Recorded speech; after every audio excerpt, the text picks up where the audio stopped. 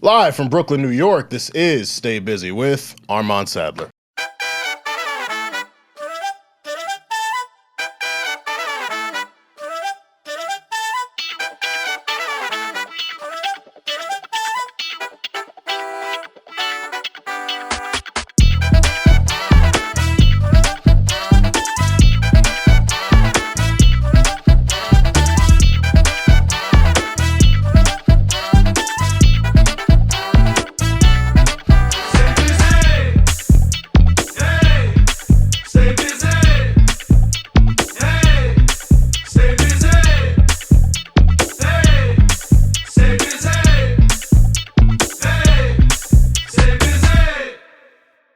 Ladies and gentlemen, welcome to another edition of Stay Busy with Armon Sadler, where we have responsible discussions on the music business and the music culture. I am your host, Armon Sadler, vegan chorizo poppy, founder of Bald Nigga Ballers, hip-hop reporter at Vibe Magazine. It's okay. I appreciate the enthusiasm for my intro, please.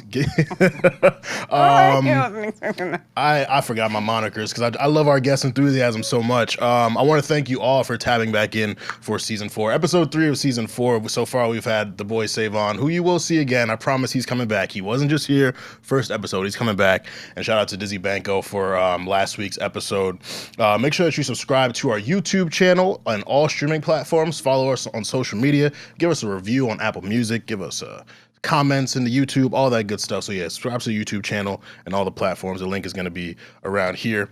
Our TikTok has been going crazy lately, not gonna lie. I want to shout out to Aux Chord Whisperer. He's a poppin' TikTok page, talks about music, and he engaged with us on our Little Baby TikTok, and Little Baby actually commented on his stitch of our video, and he said that he agreed with our perspective. So shout out to you, Little Baby. If you ever want to come and talk more, we got you, bro.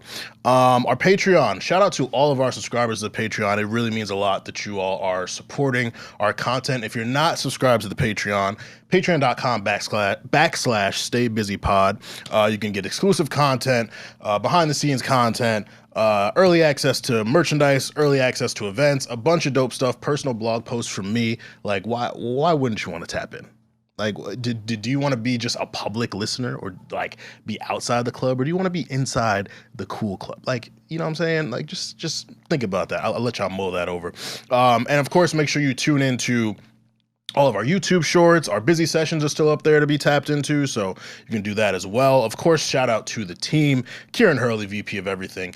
Nick Early, executive producer. He's typically executive produces at a high level, but he's not here with us. I'm sure he's handling something very important. If he's not, I'll get at him in the group chat. Shout out to Shavonda Shields, our VP of engagement, and Aaliyah Simone, our VP of data and analytics. I am here for a very, very special reason. I want to say greetings to the lovely ladies of Delta Sigma Theta Sorority Incorporated. I was about to say, don't forget. I did that wrong. Greetings to the lovely ladies of Delta Sigma Theta Sorority Incorporated. What do you get when you mix an artist who's born and raised in the UK with ties to Atlanta and New York City that currently resides in LA? Well, you get the sounds that you hear on this talented woman's recent project, Outside 2. In a music landscape where many people try to be versatile for the sake of keeping up with the trends, this artist makes it look and sound easy. She got her start in 2019 with Buckhead Freestyle before releasing her 2020 debut EP, Outside. In a music game where the women remind us on a daily basis that they have something to say, I reckon that we need to turn this wicked bitch of the South's mic up. Here to talk all things music, out-rapping the men and the women, and her very diverse background. Welcome to the Busyverse, SixSaidIt. What a fucking intro. Thank you. I do what I can. Thank you so much. How are you? I'm feeling good. Especially after that intro, I'm feeling great. You made it easy. Thank you so much. We're excited to have you. Looking I'm forward to a really excited to good be here, conversation. honestly. I like to talk, so. Good. That's what we like. We like that. I mean, we got the mics for a reason. Hello. So let's talk. So let's jump into the whether you like. Whether you like. These might be hard, so I'm looking forward to your answers. Okay. Whether you like Burna Boy or WizKid. WizKid. Okay. Cuff It or Heated. Cuff It. Okay. Selfies or boomerangs.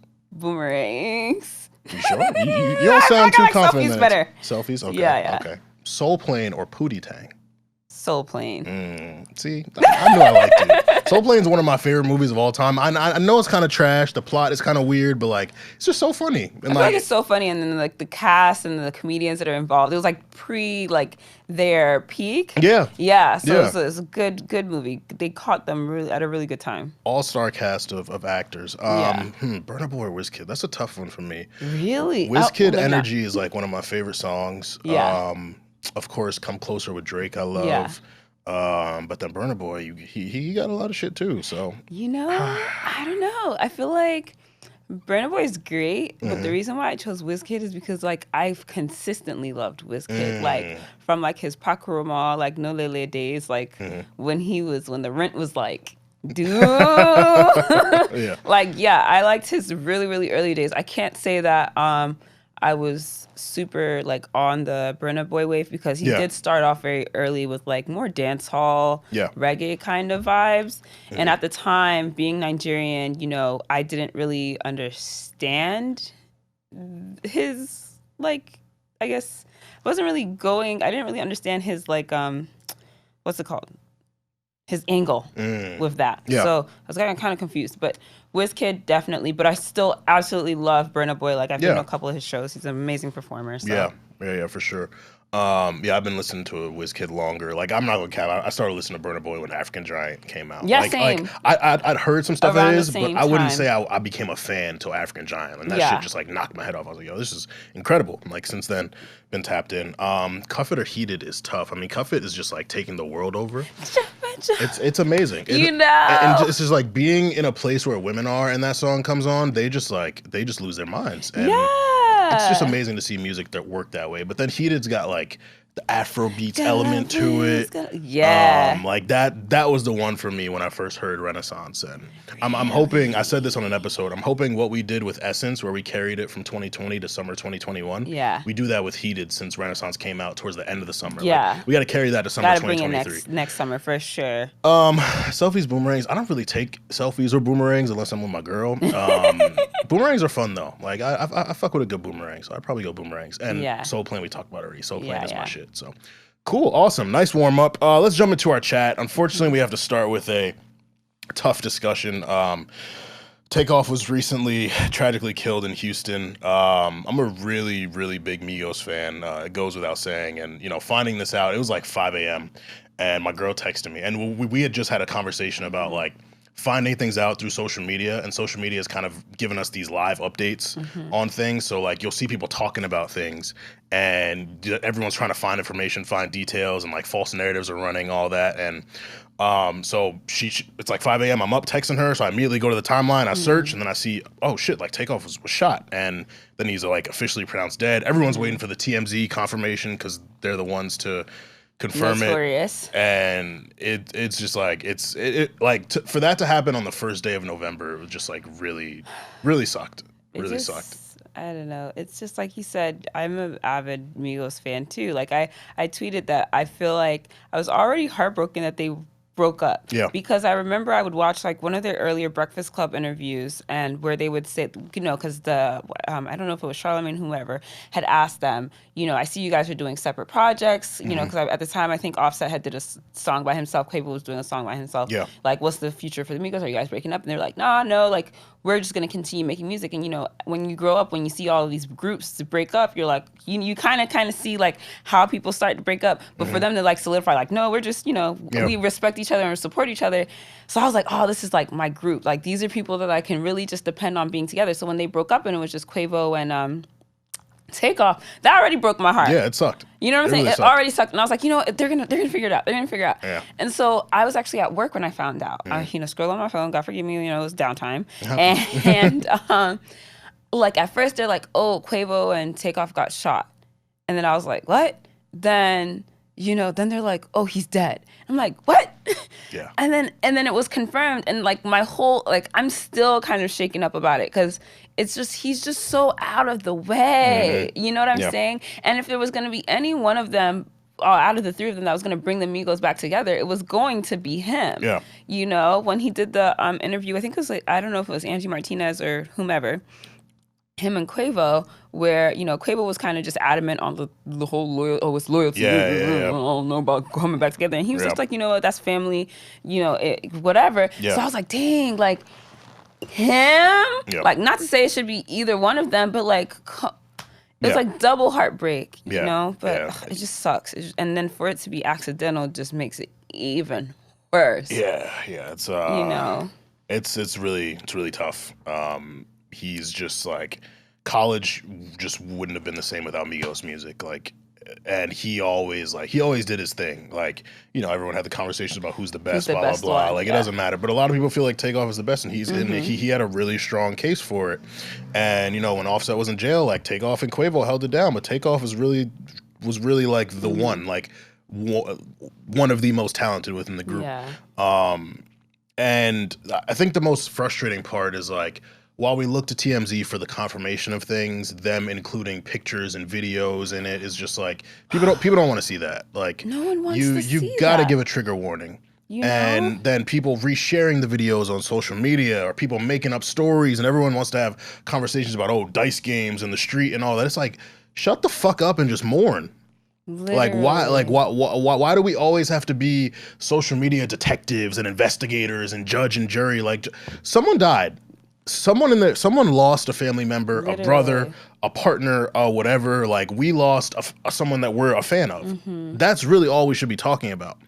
So, you know, it just gets really nasty, and, you know, the blaming it on gangster rap and all that. It's like, I don't. Go ahead, please. I just hate it because, like you said, I feel like a lot of but the issue is, the reason why people are doing it is because everyone is looking to be an internet journalist or like an internet, you know, everyone's looking for that next hit tweet or like the most plugged in person, right? And then it's the irony of it all, because they will post the video and be like, oh, y'all are so fucked up for posting this. And then they'll post, the next post will be like, damn, you know, everyone is looking for that shock factor and to be the first one to post it. Even the people that broke the news, I think it was like Say Cheese. It was like a Say Cheese blog or something like that. They're like, why I got it? So somebody commented like, yo, like, why are y'all, and you're like, why what we got to lie for? Like, you know, why y'all waiting on TMZ? And it's like, why are you so pressed to be the first to break the news? This is death. It's not, oh, someone went to jail. It's not, oh, someone, you know, whatever other news that is not literal death, you know? And then the whole like thing about these narratives about, oh, it was over a dice game and like blaming it on gun violence. Now, like yesterday I was at a panel and one of the panelists had brought up like, oh, you know, the question was, how do we preserve hip hop? And they brought up, you know, we got to do something about this gun violence and like making sure people are not. And I'm like, you can't. No, like, yes, there's an issue with gun violence, but that's not what is, like, you can't put the blame on hip hop. You know what I'm saying? You cannot put the blame on hip hop. America as a whole has a gun problem. You know, there's kids, like, I feel like the conversation of guns is coming up when it comes to hip hop artists, but when it comes to a police officer shooting down a black man unprovoked, gun violence, it's like, gun violence, Even our community is not talking about it. You know what I'm saying? We're so desensitized, oh, another black man dead. But when it comes to like something like this now, it becomes, no, I don't think that's okay. If you're gonna stand on it 10 toes down and bring it up every single time something happens, you know? I agree. It's kind of like when like Grand Theft Auto was blamed for violence within kids, or like TV shows or wrestling. Granted, wrestling does make kids get violent, but like, it's just like, no, because at the end of the day, watching something doesn't mean you're going to do it. You make the choice to do it. Exactly. So yeah, I mean, as more details come out, you know, we'll be able to figure out exactly what happened. But like, I think there's so much value in knowing when to shut up, people. And I think we really need to like, remember that. Because think about if it was your family member. Think about if you found out a family member died from an article and like you didn't get a call. And then you see people on social media sharing videos of it and making up stories and blaming your uncle or blaming people. Like, but people who were blaming Quavo or like asking Quavo and Offset for a statement. Like, would you be quick to make a statement when your family member dies? Like, it really doesn't make sense to me. And, you know, as far as like where the group goes, like I want them to take as much time as possible to heal and process this. It's very difficult losing a family member. Oh my goodness. And I'm in no rush to hear new music or anything or see a social media post. Like I just want them to be okay. Because I think, sorry to cut you off, but speaking on that new music situation, what really sucks about artists is that they don't get the opportunity to mourn. When Megan Thee Stallion's mom died, she thought she had to continue. When DaBaby's dad died, he was taught that he had to continue. When Kanye's mom died, he was taught that he had to continue. And then you see later on these artists, because they never got to grieve and because they never got to mourn and because nobody ever gave them the space to do so, they're having problems later down the line. And now everyone's pointing fingers at them like, oh, you're problematic, or oh, you're this, or oh, you're that, or you're complaining and you're blessed though. But you never gave them the space to grieve and be human. I feel like it's unhealthy. It's an unhealthy expectation for you to think that these artists are not human beings. You know, and that they don't grieve. So I have people that lost their parent back in high school that are still, you know, and there's grief is different for every person, but it's even harder when you're in the limelight and you're never given that, you know, pause. We have bereavement in regular jobs. Why isn't there a space for bereavement in the music industry? We're not freaking cash cows, you know? You know, 100%. It's terrible. So I just want to send my condolences to fans who are dealing with this. Of course, you know, the family, Quavo, Offset, their whole family, everyone, because it just sucks. It's like we've lost so many people over the years, and as we're processing it, we then have to process another death, so we can't even cope with the one death that really bothered us. Like, I'm still getting over Pop Smoke. I'm still getting over DMX. Like, even PNB Rock. Nipsey, like PNB, and it just gets really nasty. So let's really remember our humanity, but also the humanity of people whose content we consume. Absolutely. To transition, Taylor Swift made history on Billboard, taking all 10 spots in the Hot 100. The last time anyone came close to this, Drake got 9 spots in the Hot 100. I'm not gonna lie, I'm not a big Taylor Swift fan. I didn't listen to Midnights. I've heard good things about it. Maybe I'll check it out and give you our review. But I mean, that's an amazing accomplishment. And she's worked herself to that point. I mean, I remember she was popping when I was in high school. She's been doing this for a really long time, and did like what, 1 million first week? Like that's insane. So, you know, definitely got to give credit where it's due. Absolutely. Because we don't have too many superstars these days. Like we don't have too many like event artists these days. Taylor dropping was an event for who it was an event for. Adele, Drake, like very, very, very few. So seeing people be able to put numbers up like this, it's like, okay, you know, at least like there's someone who's still eating to an extent. Yeah. Let's get into new music though. A lot of new music to talk about. I want to start with Rihanna. Rihanna finally came back outside. It has been Navy stand up. Yeah, it has been a long time. We got her last album was is it anti or anti? I mean, me and my girl were talking about it's anti. Okay, me and my girl were talking about is it anti or anti? I've been saying anti for years. She was like, I think it's anti. I was like, yeah. All right, let's go anti. So we got anti in 2016. She did Lemon with Pharrell in like 2017. She was on Party Next Door's album Believe It. That was 2020, but we really haven't heard from Rihanna. She's, you know, Fenty, Mom, you know, A$AP Rocky doing her thing, but we finally heard Rihanna singing on a song by herself, Lift Me Up, the lead single from the Black Panther Wakanda Forever soundtrack. How'd you feel about Lift Me Up? I love it, but I mean, I feel like I love whatever she sells me, I buy it. So, but I did really genuinely love it. I feel like a lot of the critique behind it is like, oh, they were expecting like, I don't know, another Ponder replay, which is so ridiculous because even if I feel like Lift Me Up sounds a lot like James joint. It doesn't sound a lot like that, but it's James joint on Anti, where she like that raw like Rihanna like ballad, you know, that vibrato and everything. It just. So it was kind of nostalgic to me. So in my mind, I'm thinking, are y'all forgetting like what Rihanna's artistry is? Because a lot of the times people forget that like prior to Anti, it was just kind of like whatever writing camp kind of put Rihanna on. And I think this song was perfect for her. And I thought it made even more sense that Tems co-wrote it because they both have that, you know, obviously she's heavily inspired by Rihanna. So they both have that like sound. And yeah, I love it. Yeah.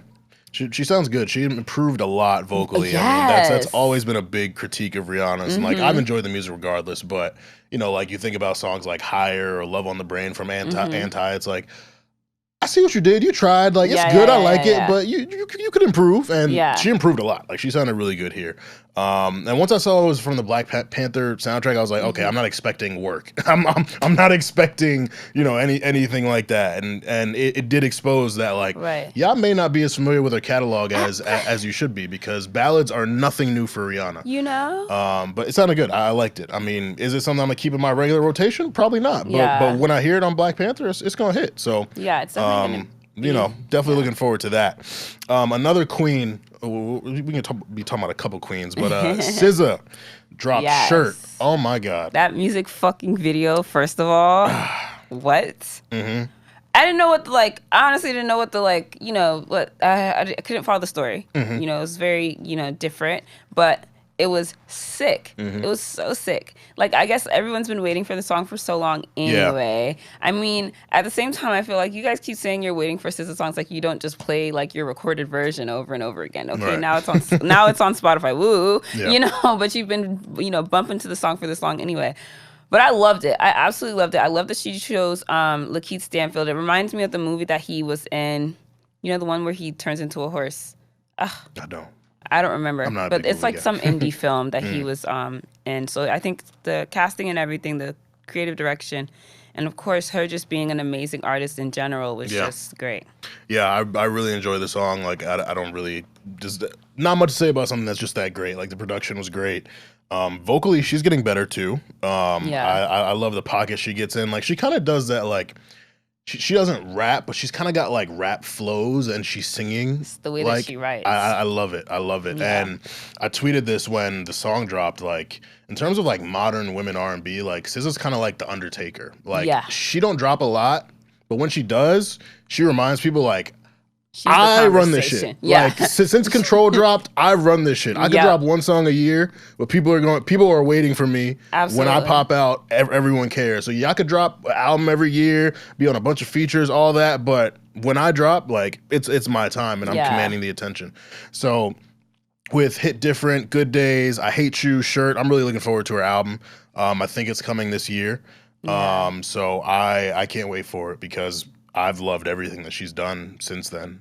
Since Hit Different, like, this whole run of singles has been. Hit Different was amazing too. Yeah. Good Days is probably my favorite. I Hate You though. Like, honestly, it's she's good. She's cooking. she's cooking. Just good. And a lot of these songs are old as hell. So for you to like, just knowing that she's just been evolving since all of these songs were in conception, or since they recorded, I cannot wait to hear what that album is gonna sound like. I think it's gonna have a lot of good good anthems. Yeah, absolutely.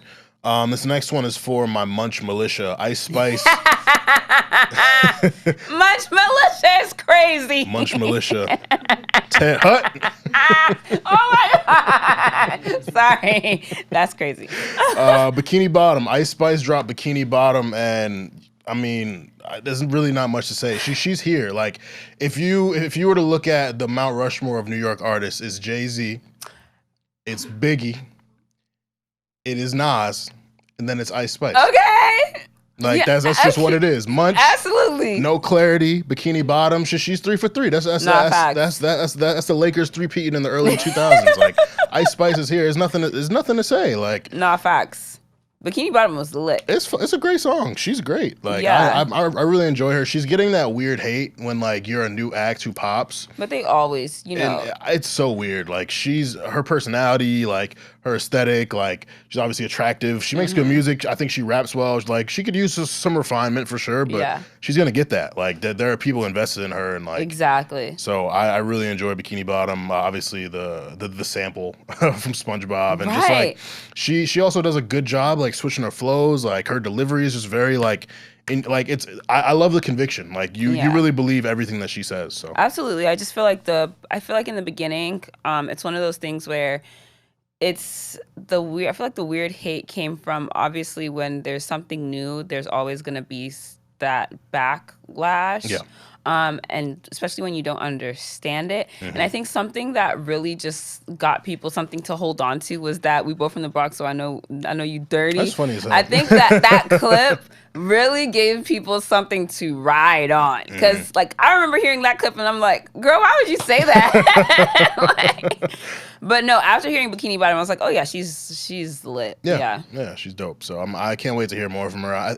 It'll probably be some time before she drops a project. A full project, but that's really what's gonna decide. Like, you know, is she here? Like, and I don't know. I think I'm gonna enjoy it. So I mean, she's been working for a long time too. So. Yeah, exactly. Like, this is it's not an overnight thing. It seems overnight to people who are just figuring out about her, but she's been grinding for over a year. So Bikini Bottom, I love it.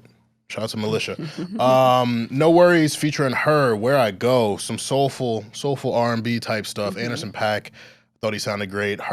She sounded great. I haven't heard from her in a little while, ever since she dropped her album. I know she was on Chris Brown's album. I haven't heard from her a lot of too much. Features, unexpected features. Yeah. So I feel like you hear her in sprinkles a lot of the times, but I think that's just how she moves in general. Yeah, because she was firing at a really high clip, like from like her first EP in 2016 to her album in 2021. Like, she really didn't take any breaks. So it's good for her to take a break, especially like Nick and I talked about it last season. We weren't big fans of Back in My Mind, her debut album, even though she's been dropping projects for years. So it's good that she took that break, and I think she and Andersoon sound great together. I didn't realize they hadn't collaborated until this song. But they sound amazing together, of course. I mean, that's two like super talented people, like. Beyond being good singers, they're musicians. They're like musicians. I was just about to say, they're like musicians. They really study the game. So like them coming together is not no bullshit. Like they're really paying attention to detail and like meshing. So I thought Where I Go was fantastic. I really liked it. Good to hear from her. Always good to hear from Paak. Lastly, major drop. Drake 21 Savage, Her Loss, 16 record collaborative project, soul feature, Travis Scott. It was originally supposed to come out last week, was pushed back, and then they had the really fun rollout. I got duped by the Tiny Desk. I'm not gonna lie. I was like, yo, these niggas doing a Tiny Desk? Oh shit! No, I'm not gonna lie. I did too. I can't even lie. I can't even front. I definitely got duped. I thought the rollout was sick though. Oh, it was funny as hell. It was literally like spoofing a traditional rollout and what all these other artists have to do. Like, I thought, and you know, Drake's funny. Like, Drake loves doing shit like that. So I thought it was really well executed. That, the Vogue magazine, the Howard Stern shit. So I thought that was fantastic. But the music itself, man, he's him. Like, Drake is him. Like, Drake is always gonna be him, though. I feel like, and then 21 Savage, like, people really sleep on 21 for real. 21 has always been that guy. Like, 21's one of my favorite, like, all-time favorite rappers. He's dope. So. Yeah, Drake is always gonna be Drake, but like 21 slides all the time. And I think this was really, I'm glad that he was able to collaborate with Drake, because then more people can really pay attention to like 21 being like being able to control a pop, quote unquote, pop rap crowd as well. Yeah, 100%. I mean, I think 21 is, this iteration of him is the best that he's been since I've been listening to him in 2016. I think he can still get better, and he will get better because he's got people around him that encourage him to get better. Future, Drake, you know, all the artists he works with, Cole, he has a good relationship with Cole. But I think this project, with Drake taking lead, allowed 21 to try different things. Like, you know, the melodies and the crooning and all that stuff. And like, he's done it before, but I think working with Drake and the producers and 40 mixing and Noel and all them, like, it sounds really polished for 21, which is great. Drake is obviously rapping at a really high level. He had like 4 solo songs for himself. And then one of the things I loved the most is when the track list came out and we saw 3 a.m. in Glenwood, we assumed it was going to be a Drake timestamp record. Him letting 21 do that essentially was like him giving the keys to 21. Like, yo, like, you're next up, and, you know, I want to see what you can do with this. And like, he even like, it was almost like him paying homage to Drake as well. Like, the way he was rapping, the beat, like, it sounds like a typical Drake, you know, like Drake rap, backpack rappy type record. But I think he really did his thing there. I would say my favorite songs are Spin 'Bout You, Major Distribution, and Circo Loco. Circo Loco, we're going to get into extended Patreon discussion with Six. So if you are not subscribed, make sure you subscribe to that. We're only talking about the music here. If you want to hear about all the controversy, we will get into that. Yeah. But I thought, especially sampling Daft Punk one more time on Circo Loco. And I was just talking to Claw about that because Claw was like, oh, it's going to go crazy in Greece. And I'm like, yeah. Because of it's going to go crazy with the white people. It's going to go crazy everywhere. Like that's outside music. They made outside music. They made crooning stuff, Hours in Silence, Spin About You, Treacherous Twin, like, and then they gave you like the hard gritty raps. Drake was like really talking his shit too, like throwing subs at Serena's husband. Oh my God, I don't know what was. I guess that's the whole point of the freaking project. Is it's called Her Loss. It was a very toxic. It was a very, very toxic project, and I mean, you know, he's really embracing the villain role. His villain era. Yeah. Oh my God. Yeah, please. Oh my God. he gave up the soft life. Now he's in his villain era. But I feel like he's been a soft villain this whole time though. For sure. I mean, he's been pushed to be that. Like you think about Scorpion before that when he had to drop Duppy Freestyle, the whole Push Ye stuff, 2015 with the Meek stuff. Like when the demon gets brought out, he's gonna bring it out. And this project, he had a lot of shit to say, especially I think after Honestly Nevermind dropped. And people responded to that negatively because they want Drake to take risks, then he takes a risk. They're like, oh no, but don't do it that way. And it's I just hated weird. That feedback though. Yeah, like it was lame. That's good music, like objectively good music. And so I think with this, and it was so genius them putting Jimmy Cooks on that project, because when I heard it, I was like, okay, Drake is putting a rap track on here because he probably knows like they don't want house music. Like, you know, give them one rap song. Flame me. And then you think about that, them putting the video out and then promoting Her Loss through the Jimmy Cooks video coming out like 4 months later. It's like, oh, I see what y'all did. It was it was genius. But yeah, I mean, overall, I really enjoy Her Loss. I think Drake did his thing. I think 21 did his thing. I know people are complaining that they would have wanted more 21 here. I think that he did like a really good job fitting into where he was needed. My boy Cam posted a meme like Steph Curry and Draymond Green saying 21 is Draymond Green, and people were taking offense to it. It's like Draymond Green brings the best out of Steph Curry. Yeah. And if you look at Drake and 21's previous collaborations, Sneakin', Mr. Right Now, Knife Talk, Jimmy Cooks, like they perform well together, but it's usually Drake taking the lead. Or aside from Knife Talk, I think 21 shined there, but like. They work really well together. So I'm really enjoying this project. I've been listening to it nonstop. It's going to make me adjust my top 10 list, which I already made. I was like, I don't know if anything is going to come out this year that's going to change my list. My list is pretty solid already. Okay. But the way this is sounding, I think I'm going to have to get it on there. Okay. So we'll see how I have to shuffle that around. Yeah. But yeah, that is our chat. So let's jump into the slide deck. We can put our headphones on. Okay.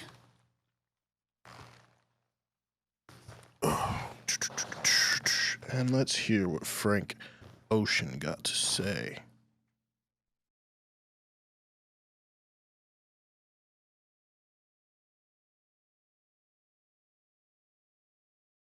All right, let's jump into our slide deck. Six, what did you bring for us to play? I'm very excited. I brought my song Disrespectful. It's probably one of my favorite songs on the project. It's actually one of the most recent songs I wrote. A lot of the songs are like 2 years old, 1 year old. But I felt like after I wrote the intro, I felt like I needed something to like really punch, because the intro is pretty like heavy. But I felt like I needed something to punch people in the guts for real and like really just talk my shit. Because sometimes as women, like we be dating some dusty. I'm an Aquarius, so like. I give people the benefit of the doubt, not because like I'm nice and a pushover, but just because like that's just my nature. But then some people just push and push and push and push, and then it's just like, okay, now I'm just gonna be really rude, disrespectful, and I'm gonna say all of the stuff that like everybody else is thinking that, but nobody wants to say. But yeah, definitely inspired by a lot of ain't shit Instagram flexers. Well, perfect. Let's jump into it.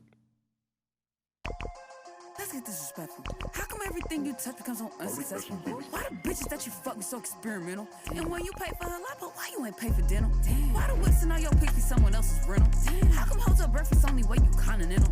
Why the hands on your AP be popping off the bezel? And tell me why my essay from Sufficient on their morning schedule. I swear these niggas mental. They mamas be too gentle. How you raise a fraud for 30 years? She must be stressful. His pop's probably a bum, and them I know that shit ain't helpful. Them broke was probably raising your cholesterol. Please be careful. If you ever get your shit together, better give me credit. And if your bitch got shit to say about me, you better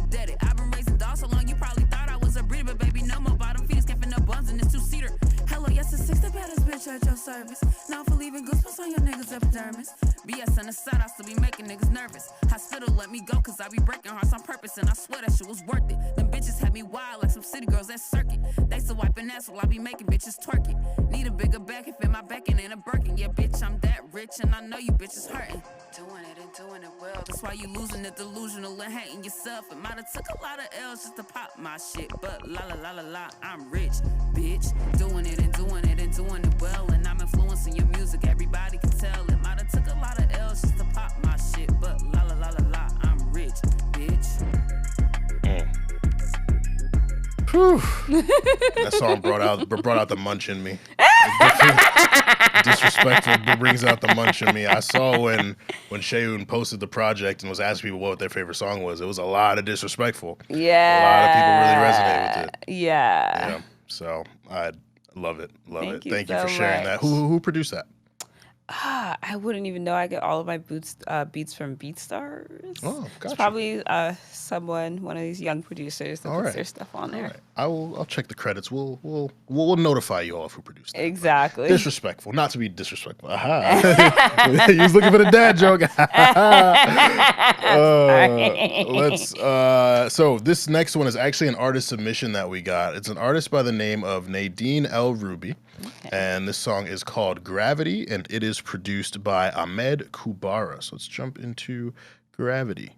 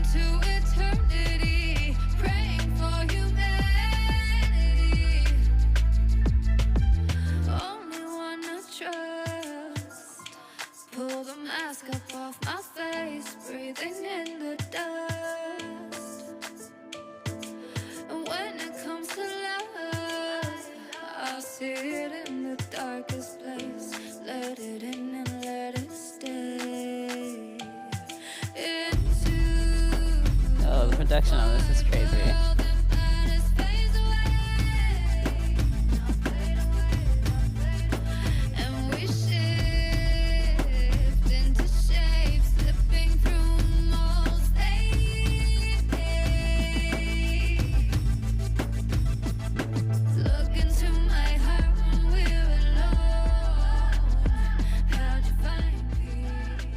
And that was Gravity by Nadine Roubi, an artist submission. So thank you for submitting that, Nadine. Really enjoyed that record.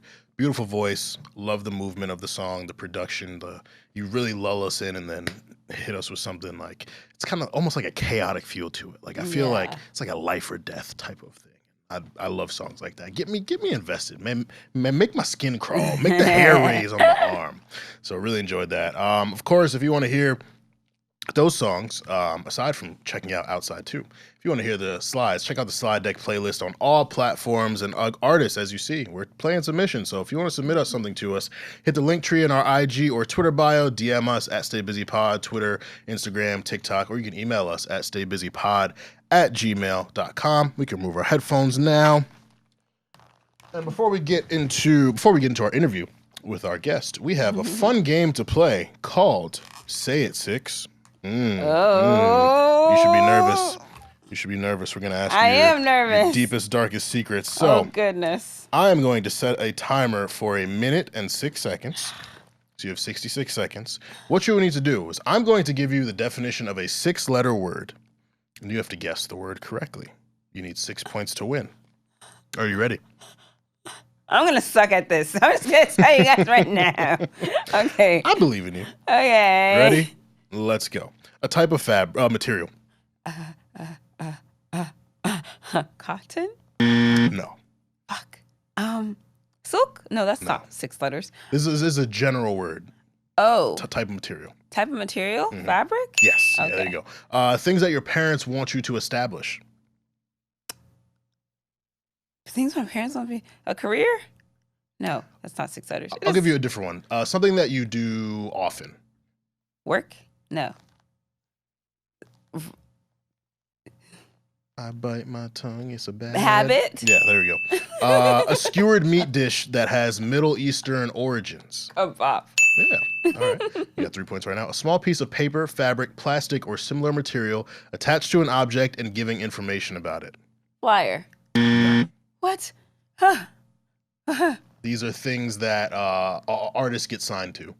Contract. Label. There you go. And so we got what else we got? A large, long-tailed parrot with brightly colored plumage native to Central and South America. Peacock? What? A bird? No. You want to skip it? Yeah. All right. It's like heads up. I suck at that game.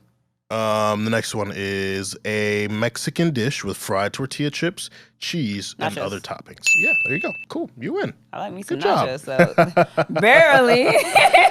Six got 6 points, and she has won the game. Say it 6. Congratulations to you. We'll get you a medal or something. How about you give me dinner? All right. We can work that out. I'll cash app you. Let's jump into it. So your background is crazy. Born and raised in the UK, Nigerian. You've spent time in New York and Atlanta. Yes. And currently live in LA. So let's talk about being born in the UK, being Nigerian. What was your experience like, your household? What was young Six doing? Young Six was spending a lot of time trying to figure out who she was. Growing up in the UK, most of my family's from Northwest London, Colindale, Edgware area. So all of us lived like a couple houses down from each other. So I'm very, very heavily family oriented. Like all of my cousins, I'm the second oldest of like 13 or so grandkids on my mother's side. So I was really, close with my family. A lot of my uncles they're not close in age with me, but like my mom is one of the older siblings. So it was just cool to kind of grow up in that space. Spent a lot of time doing delinquent stuff, hiking up my skirt, fat ties, being on the bus, being loud. But yeah, that was pretty much my time in the UK, was just trying to, even though I was from there, I was also trying to fit in, because I did spend some time in Nigeria, and at the time I did spend some time in Atlanta. I've always just been trying to fit in as much as possible. Being in Nigeria, I grew up in Lagos for the first 3 or 4 years of my life. I was born in London, but my mom had me in Lagos for like preschool and Okay. Yeah. So my mom also had a store in like Alade Market. So I used to be one of those running little rats of the market, like, that a lot of like the women in the different shops and everyone like knew me. So I guess I can explain my childhood to be like multi-dynamic, because I never really understood. Like when I would talk to other people and I would bring a certain reference up, they wouldn't understand what I was saying. So it wasn't, as a kid, you don't understand the idea of being from different places. So that was something that was a challenge for me growing up, because I didn't understand that every place had its different culture. Yeah. But like obviously in retrospect, it's helped, with how I identify myself now. Absolutely. And do you have siblings?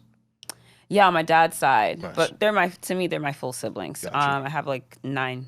Oh, wow. 9 siblings on my dad's side. Family dinners. Yeah, I'm like dub smack in the middle too. So wow. Yeah. And do any of them do music, or was it just you? Just wow. Like my older sister's just lawyers. My Okay. brother's an Good to have. engineer. Like everyone is brainiacs. I'm also a brainiac, by the way. Of course. But of course, like I'm the one that deviates and is like, I'm gonna do music. My younger brother actually dances. So I guess we're both deviants. But yeah, rap was definitely not something people saw in the cards for me. I was supposed to become the doctor of the family, but that didn't necessarily happen. But I think my dad is pretty still pleased with me pursuing music. Good. Yeah. When did you move to the U.S.? I moved to the U.S. permanently when I was 14. 14. Okay. Yeah. Gotcha. And there, where'd you move to? Was it New York or Atlanta? I was in Atlanta. Atlanta, okay. Yeah, so I grew up in Atlanta, in my adolescent years. I spent some time in elementary schools too, in like inner cities, because my mom was a foreign exchange teacher. Mm-hmm. She would like spot here and there.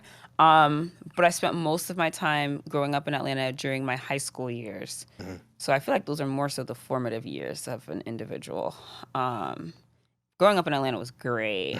Yeah. I feel like there's no other place like Atlanta. Yeah. Atlanta's like the one city I feel like a lot of cities can be similar within America, but like Atlanta's just like that one city that you're not going to find another city like it. So very unique experience. And where'd you go to college? I went to college at Pace in New York. Oh. Yeah. Cool. And were you pre-med? Initially, funny story, I initially enrolled in Pace as a pre-med student, right? And I was so ready, and like, because the pre-med students stay in the city, like right by the Brooklyn Bridge. So I was like, yeah, I'm going to have an apartment in the city. The only reason why I wanted to come to New York, because I thought I was going to be the Black Carrie Bradshaw, because I love Sex in the City. So I was like, yeah, I'm going to go. And then my mom was like, no, you need to be a nurse first. And I'm like, whatever. I got my housing, da-da-da. Then she ends up calling. At this point, I'm 18, so technically they can't, do anything to your college admissions because I'm an adult now. Yeah. But she ends up calling admissions and pretends to be me and changes my major to nursing. Wow. I swear. Wow. I tell this story all the time. She changes my major because at first she called as a parent and they said, you can't do that because she's 18. And then she calls back, pretends to be me, changes my major to nursing. But the thing is, not only... It would have been one thing if I could have still been in the city, but at Pace, nursing is in Westchester. Oh, Jesus. So I'm like, I don't find out until much later. And then the admissions so I call admissions like, oh, why isn't my housing in the city? And they're like, oh, because you changed your major. So then it gets to a point we're calling admissions and like arguing back and forth. And they're like, look, you guys sort that out over there and figure it out. And, I ended up just... In the end, it was a smart decision because obviously nurses, hello, pandemic babes. Yeah. Even though it's been a traumatizing experience, we've been able to come up a lot too. So, yeah. But that was my little pace spiel. Mm-hmm. Yeah. Were you making music in college? Like when did that get started? Oh God! So senior year, I was an RA, and I randomly wrote, which is now Buckhead Freestyle. So I randomly wrote like all of these bars. It started off with like, obviously, he called me mommy when we fucking in the crib, right? Which is crazy because everybody that knew me in college was just like, I was just like Oro, like very, Oro the RA, Oro the nursing student. Like, why would I say something like that? Yeah. So I found that song. I wrote that song without a beat, and then I was like, I need a beat. I found one of my high school friends. I knew he was the only producer I knew. I didn't even know what producers were. And I grabbed one of his beats off of SoundCloud. He made me pay $75 for it. Anyway, and then I did that, and I didn't know the idea of like recording in a studio but there's this guy on my campus. Every campus has the campus artist. Okay, you know that. Yep. Like every campus has the campus artist. Yep. And shout out to him, DJ. He was the campus artist, and I remember texting him like, yo, because I thought he had a studio in his room. Because again, I didn't know like how studios worked, right? I'm like, yo, like we gotta record and da-da-da-da. And you know how people hit you with the yeah, and then they never get back to you again. Yeah. So after that, like buying that $75 beat and like him not responding, I just kind of deaded the idea. But that was kind of like my situation in college, and it wasn't until like maybe like a year, because I graduated 2018. Right. It was a full year after that I got into the studio for the first time. Yeah, it's nerve-wracking. I used to rap with my cousins back in the day, like fun stuff. And then everybody had their little stint. Like, you know what I'm saying? We all try it out. But like getting into the booth and just like, it's nerve-wracking. It's just because hearing yourself and then listening back, and you never know what you sound like until you hear that shit back for real. Yeah, and then it's like, do I memorize a verse? Do I read off the phone? You try to read off the phone, you mess up. You try to memorize it, you forget bars. Like it's just like it's very, very nerve-wracking. But obviously, I didn't take it as seriously. But for you, like, what was that process like getting comfortable with it to the point where like you kind of just owned it the way you do on a song like Disrespectful? Right. Like, okay, so I tell everyone this story over and over again. It's like being a dead horse. But Trap Karaoke, they need to start paying me for this promo, child, because every single time I bring this story up. But Trap Karaoke happened in Queens. AT&T was paying for it because AT&T sponsored the event at the time, so it was free for everyone in New York City. Yeah. So I go there, and I get there really early because me and my roommates didn't realize things were on CP time. So we're there super early, which means that I was able to put my name on the list to be one of the people to go up. So time goes for me to come up. I look like a bum. I was like, I didn't even care because I was just like, fuck it, like it is what it is. I did City Girls Take Your Man, and as soon as I touched the stage and that dun dun dun dun came on, it was like vibrations all over my body. Yeah. Like I completely turned into somebody else. I was Carisha 2.0. Okay, like you couldn't tell me that I was in City Girls number 3. Okay, and like the whole crowd kind of just erupted and engaged with me, and that high of feeling like performing, even though it wasn't my song, it felt like it was. Right. And so when I left off of that stage, the first thing I did was text one of my producer friends, like, "Yo, I want to rap for real, because this felt really, really good." He came over to my house in Queens. He brought his friend Alpha, the loser named Alpha, shout out to him. And they're both heavily into music. They've been like into the whole New York City game for a while. Right. And so I play them that song that I wrote in college because we were going through beats on BeatStars, and they put a beat on it, and that's, we found the Buckhead freestyle beat. And they were like, "Yo, this is crazy." Like, no. And when I got in the booth, in as much as the first take, I was nervous, right? But then once shout out to my engineer. I know I'm giving a whole bunch of shout outs, but they really are like they really helped me. My engineer Mata, all he did was give me like 2 notes, and after that it was history. Like it was instant for me. I knew I had to do it. It just felt like everything that I had always been. I struggled as a kid to find what my passion was, because I would just pick things up, like kids would just pick up different hobbies and whatever. But this was like the one thing that I could encompass everything into, and I was the most confident doing it. So I felt like, you know what, fuck it, like I'm just gonna chase it and see what happens. I also did it to prove my Instagram followers wrong, because I put a poll up on Instagram and I said, "Yo, should I rap?" And 49% people said no. Proving the people wrong who doubted you. Oh, that battery in your back, man. It's great. It's great. Because it's like, you don't want to put that negative gas in your body where it's like, I'm doing this to prove people wrong. But sometimes you got to say fuck you to them. You do. Because like they deserve it. Like, how dare you not see the vision? But everyone can't see your vision, and that's their loss. Because look at you now. Hello. The road to putting out Buckhead Freestyle, because that was, you said you wrote that your senior year, so that came out like 2 years after, a year after you graduated. Year after you graduated. What was that experience like? Like, you performed, you were in the booth, you were kind of like, getting yourself, ready to be an artist, and then putting a song out. Like, what was that first? It was that fast debut as like? Fuck.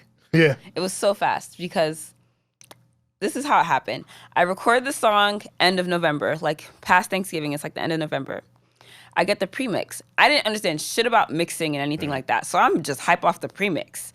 Then the people that put me in the studio, they're like, "Oh, you have to record like 40 songs before you put anything out. You have to have a proper rollout. You have to do this. You have to do that." I was like, "Fuck that! This is coming out in 2 weeks." I put it on fucking at the time it wasn't DistroKid, it was the other one. TuneCore. I put it on TuneCore 2 days before it was supposed to release. They were like, "You're supposed to do it 3 weeks." I was like, "Who cares?" Put it 2 days before that, and it came out, I think, December 17th. And then I was like, "I'm gonna do a music video." And I drove 12 hours to Atlanta, paid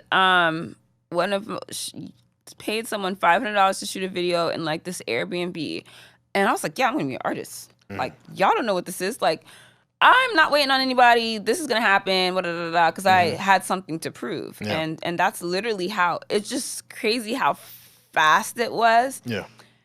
Because I didn't have the time to overthink about it. Because if I had listened to the people who were advising me at the time, I don't know if you would hear Six today. Because after that, I put out a Valentine's Day EP that I had recorded the week before that. You know, because I just started pushing out music and pushing out music and pushing out music. And I'm thankful that Buckhead Freestyle happened that way, because now I'm just not, you know, not afraid to let people know what I'm working on. Yeah. Your story is one of a go-getter, someone who, like, isn't letting the words or the advice. And so many people think they're giving you good advice. So many people think they know what's best for you. It's like, that might work for you. I'm me. And if I want to do this shit, I'm doing it. You know? And so I love hearing that. Now, the team you're with, Active, shout out to Active, Kwa, Sheon, we've had Uche Malik, we had Jock here, like, you know, it's family. Being that you are that type of artist and then working with a team of people, like, what's that transition been like for you, kind of having to take the advice or the insight of people? Child, you can ask Kwa. Ooh, you can ask Kwa show, and I know I get on their nerves. I know it. I know they got a separate group chat and they talk shit all day. I know it, because it's very hard for me to let go of control. And then it's also, I'm not the type of person, like you said, it worked for you or it worked for your other artists, but I'm not that. I feel like I'm one of a kind. I'm not gonna lie. I'm gonna be very honest and blunt. I feel like I'm one of a kind. I feel like I'm that next superstar that people haven't seen in a very, very long time. Yeah. So when you're coming up to me with strategies that work for somebody else, I'm just gonna look at you like, do you not know what you're handling? And of course, in our first meetings, it was just a kind of a matter of, you know, I wasn't shy about it. I let them know, like, a lot of people think that I'm a bitch. And, you know, I hope you guys can handle it. And Kwa and Sean really stepped up to the plate in that aspect of, like, not taking, you know, everything to heart and understanding that I'm going to have a hand in everything. I'm going to have a hand in it. And them being able to accept that has been helpful, you know, especially Kwa, because we're both Aquariuses. So he can kind of tap into that understanding of, like, me kind of not only being a control freak, but also me being super creative and thinking outside of the box. But yeah, no, child, it's been hard. Especially now that we working with Orchard. Jesus. Yeah, shout out to that. Shout out to Orchard. Shout out to Sony. Yeah, good people. Really good thanks people. for the bread. I'm just kidding.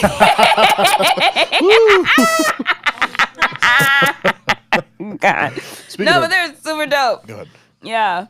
Speaking of bread, $6 6 tapes. Talk about that. Oh, it's the best thing ever. And I know a lot of people are going to copy it, but you can't, because it's literally $6. There you go. But basically, what I started doing is, it's one of my marketing strategies that I came up with, is going on the ground and paying people. You know how, like, people come in the mall and they're like, yo, can you donate $5 and I'll give you my mixtape? I figured I'd do a flip on that concept. And instead of having people pay for my mixtape, or rather my album, I would pay them $6 to listen to a track from the album. And it was really, really great. A lot of great feedback. A lot of people resonated with it. I'm actually going to continue the series. I was using Cash App. Cash App, if you're watching this, come partner with your girl. I sent y'all an email. Answer back. But yeah, so it was interesting seeing people's live reactions to my music. Like, I know my music is good, but to see, like, you know, live reactions felt so much better than a comment or, like, or a repost, or because you can kind of, you know, you get to see people's real response to your music. But yeah, a lot of people gave me the money back. Wow. So that was great. Shout out to that. Yeah, shout out to them. Because I know me, you give me 6, I'm keeping it. I'm not even gonna hold you. I'm making bread now. But I'm gonna keep the 6 though. Like, you know what I'm saying? Yeah, like, you gave it to me. I'm not gonna put a question mark with God, put a period. Like, you know what I'm saying? So nah, but it's been a dope concept so far. We're actually gonna do it tonight at Times Square. So we'll see how the New Yorkers. Nice. You know, LA people are a little more friendlier, so. Yes, they are. I want to talk about Choosy. You know, I've written about it on Up Rocks. I love the music video. Did you like come up with the concept for the video? That was all you. Yeah, treatment and I love that shit. Thank you so love that much. shit. Like I just thought it was such a clever, creative spin on the song, because I heard the song first, kind of got a sense of what it was, and then seeing the videos is like, this makes perfect fucking sense. Like, talk about your creative thought process in that.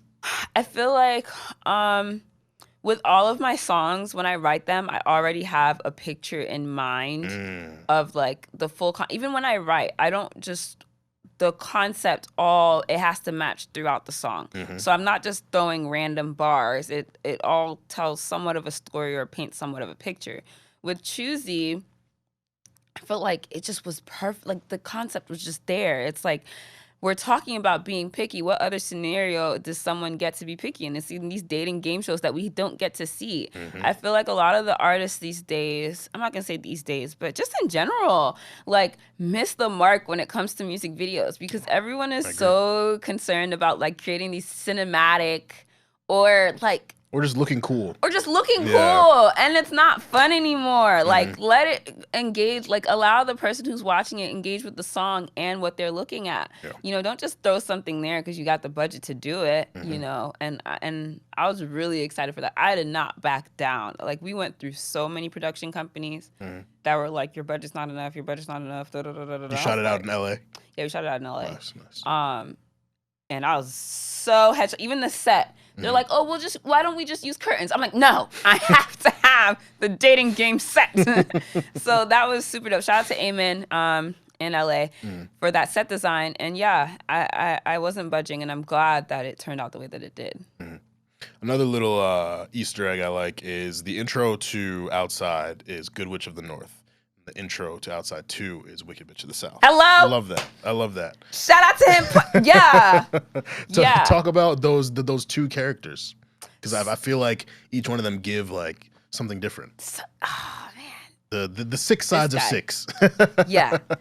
Okay. So Good Witch of the North was like me pleading with people. Like, listen, I can be a rapper. Like, even the beat choice. And I chose that beat on purpose because when I had first played people the songs on Outside, people were like, how are you going to tie this all together? Like, does this even make sense? Like, are you going to have an intro? So it was like, not only am I going to have an intro, but I'm going to have an intro that's like real rap, like Jay-Z, New York, like with the rain in the background, like, yeah. You know what I'm saying? Because like when a female rapper comes out, everybody's just like, and at the time, everyone kept saying, all y'all talk about is stealing, you know, tricks and all that type of stuff.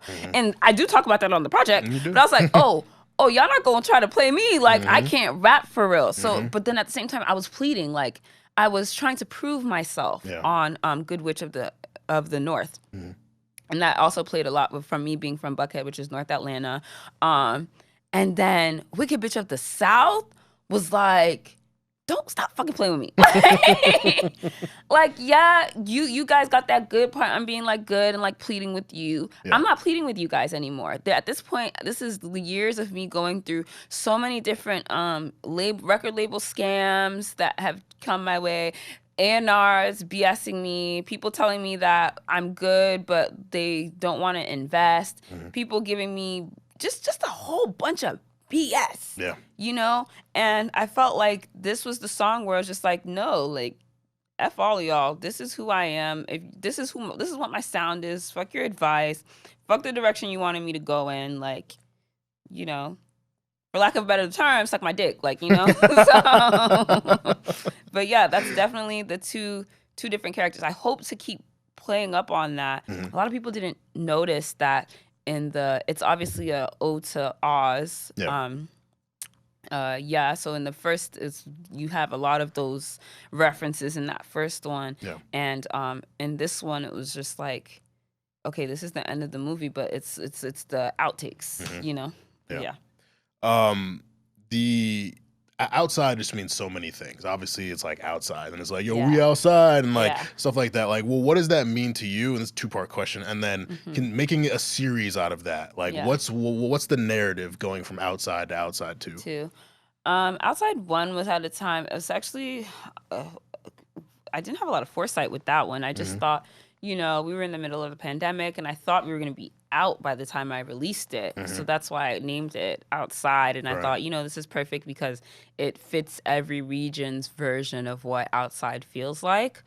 But then by Outside 2, I kind of wanted to dig a little bit deeper into that, like understanding that, yeah, this is different versions and whatever the case may be, but just like understanding that global platform of hip hop. Yeah. Like not just oh, this is just a teaser of these genres, but like understanding how all of these genres can like intertwine. And even in the way that I set up the track list was for it to feel like a DJ set. Not only for it to feel like a DJ set, but like for you to feel like you're a bar hopping around the world. And so that was kind of like the meaning for that, is just for people to understand that I'm from, outside is where I'm from, and outside is what I want to have people feel like when they're listening to the project, whether it's at home or not. The reason I wanted to make it, I don't know if it's going to be a trilogy or if it's going to continue further. But the reason why I wanted to make it a series, so when you think of like the greats, you think of like Lil Wayne and The Carter, Jay-Z and Blueprint, Kanye and his Graduation series.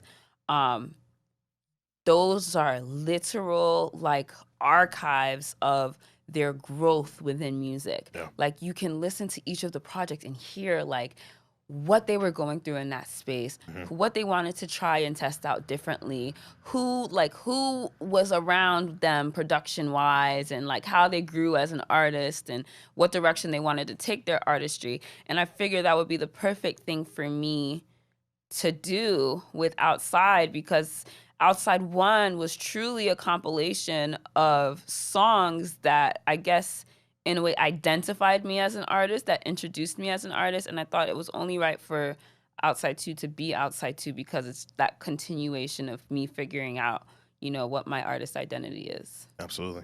What's been like the biggest like wow moment for you throughout your career? Like wow, like I'm here, I did that, I accomplished that. Like what's been that wow moment for you?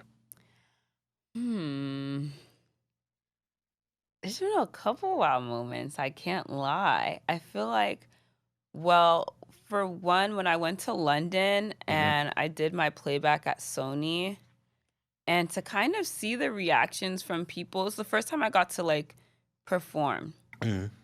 And seeing people's reactions from when they walked into the room till after the playback was like, okay, like, you know what? Maybe it's not just my Instagram followers. Like, maybe, because obviously at that point, I had been working with The Orchard for a couple months now, but obviously everything is through Zoom, and the project had not been out yet. A lot of people hadn't listened to it, because I was very adamant prior to signing that distribution deal. I was very adamant on nobody listening to it. So at the time, up until I got my management, it had only been myself, my engineer, and my homeboy Tone. Shout out to Tone, because I needed an outside ear. And those were the only 3 people that were allowed to listen to anything.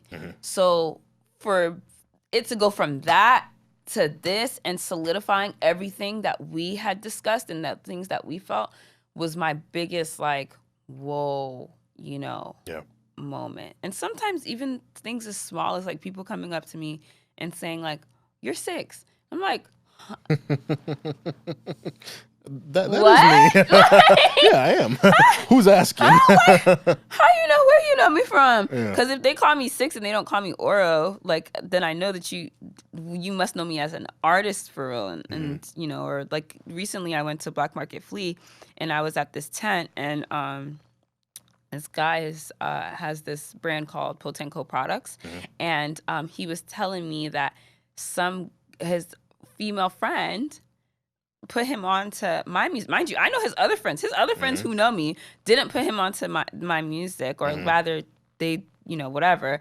But someone completely detached. I thought it came from, people I knew, but it came from someone completely detached from me, put them onto my music. And I just felt like, whoa, like maybe this is traveling. I don't know why I think I'm the one that's the 132 countries. I'm thinking maybe it was when I, flew over and that was my stream. But yeah, that's been the biggest moment for me.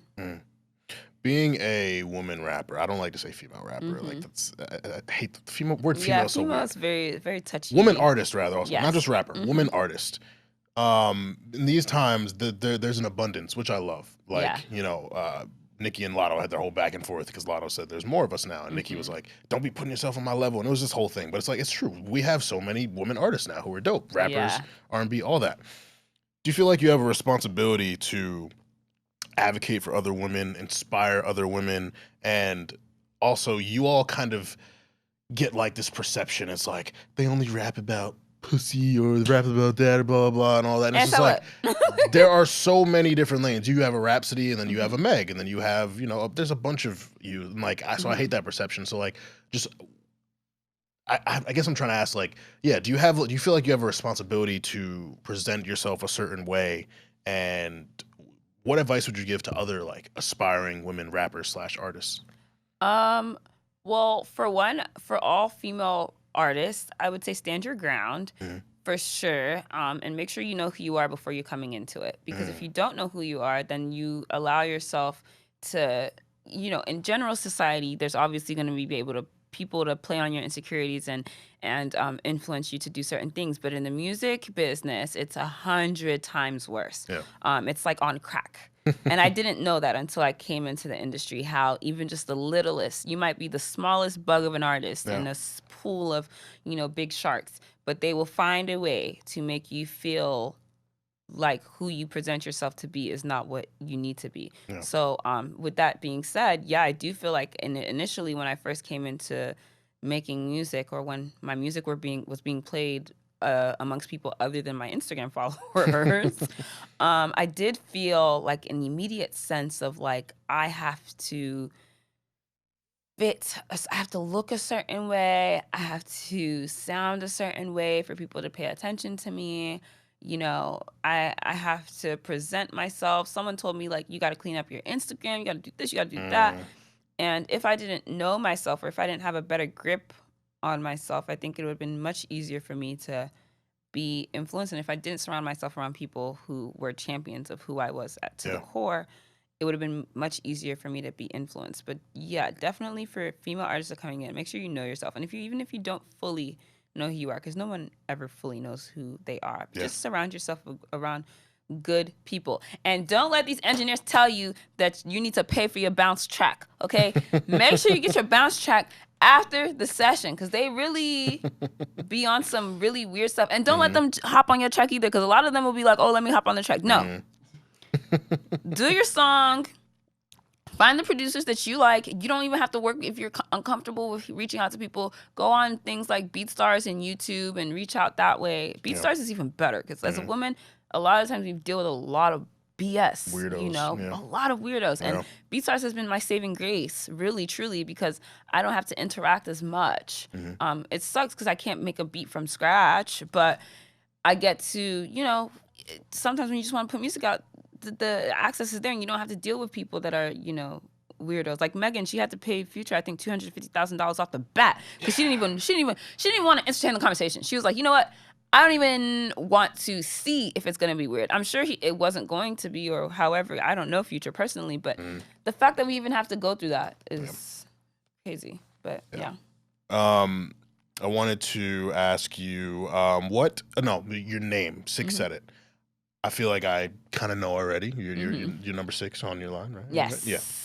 And then the whole set it part, like how did you come up with that? Oh my God, the set it part's so lame. I don't think so. It's cool. Because it's supposed to be like Simon Says, so it's actually initially supposed to be Six Says. That was just gonna be my Instagram name. My name was always Six, so it started off with Roman numerals because I wanted to be like black, right?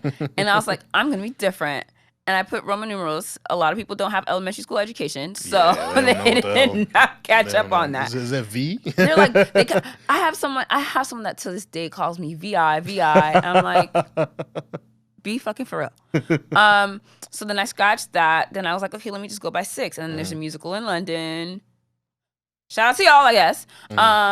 But they took over the whole streaming side of, visibility and stuff. So I figured, let me just go with my Instagram name. And the only reason why my Instagram name is SixSaidIt is because it was supposed to say Six Says. But that was taken, so I just did SixSaidIt. Damn, at names being taken. I know. Nasty. Six Says would have been like, but I think SixSaidIt is cool though, because now people could be like, I have a lot of quotable lyrics, so now they could be like #SixSaidIt. Exactly. Period. Yeah, there's like a certain firmness to it. Period. SixSaidIt. Yeah. Period. I know you just recently put your product out, which you talk about the arrangement. I just want to say again, Shayon, every time he sends music from any of your artists, he's like, no skips. And like I believe him, like Jacques' upcoming project, no skips. Right. Uche's project, no skips. Yours is also no skips. Arranged so well, and it's like you get in, you get out with each song. Like you're not there too long. You don't overstay your welcome. Like you get in, you get out. It's a really enjoyable listening experience. Like Thank you so super much. easy, super efficient, and it's all quality. Again, you just recently put that out, but like what's next? Well, I actually have a show. Okay. December 7th, show up at Drum with Major Stage. Nice. So that's the most recent thing. After that, I'm going to be going to Nigeria, hopefully whatever opportunities come there, hopefully more podcasts, hopefully more shows, opening up for more artists. Mm-hmm. And then, starting to work on Outside 3 and seeing, even if I don't know if I want to start working so soon on that, but I do want to explore the idea of doing like mixtapes. I was just speaking to Gabe from On the Radar about this, about doing like going back to that mixtape culture. I miss so badly like Dat Piff and like Spinrella. Spinrella took over after that with their app. I want to go back to that, like releasing some music on SoundCloud and just like getting like raw, real fans that like later on in life can be like, oh, but did you know that? Oh, you're not a real fan. You know what I'm saying? Like, definitely want to go back to making music for my Instagram followers again, just for a little bit. Shout out to the loyal Instagram followers. You know what I'm saying? You hold them dear. I really do, because they really would see me post like little snippets on my story when I was so excited. As soon as I uploaded, not even that, the freaking premix. There's so many videos of me on Instagram with my premixes that now, in retrospect, sound terrible. Like, they don't sound how bad y'all sound, but because my engineers like that. But the premixes now, in comparison to obviously the final mixes, sound terrible. But there's so many videos of me like rocking out to it, and people being like, "Oh my God, this is fire! Oh my God, when it's coming out! Oh my God!" Yeah. So yeah, shout out to my Instagram followers, my family, that really have been holding it down. Amazing. Yeah. And with Instagram in mind, tell the people where they can find you. I don't think that's your... Yeah. You can find me SixSaidIt everywhere. Literally, it's my artist name. You can find me on Tidal, Spotify, SoundCloud, YouTube, TikTok. Make sure you follow me on TikTok. That's where the real six is at. And then Twitter, if you're, down for that. And then, of course, Instagram. Literally everywhere, it's SixSaidIt. It's hard to miss. Amazing. Well, thank you so much for coming through. Really had a really great conversation with you. Congrats on all the success. Thank you so much. Again, if y'all not listening to Outside 2, make sure that you tap into Outside. Thank you, bro. If y'all not listening to Outside 2, make sure you tap into Outside 2. We are going to get into our Patreon discussion, but for those who are not subscribed to Patreon, thank you for tuning in, of course. Make sure you subscribe to our YouTube channel. Make sure you subscribe to the Patreon. And, of course, stay safe, stay humble, stay busy. Period. Baby girl, how you feeling? I've been out in the world, staying busy, taking time, getting right if you miss me. I've been out in the world, staying busy. Mondays 9 a.m. Party with the gang. Every week, tell a friend. Busy over everything. Busy boys, gotta call now. Ain't you heard? Got the vibes. They put you on. Got the slides. I'm the size. Running dog. No, he hold it down. Baby girl, how you feeling? I've been out in the world, staying busy, taking time, getting right if you miss me.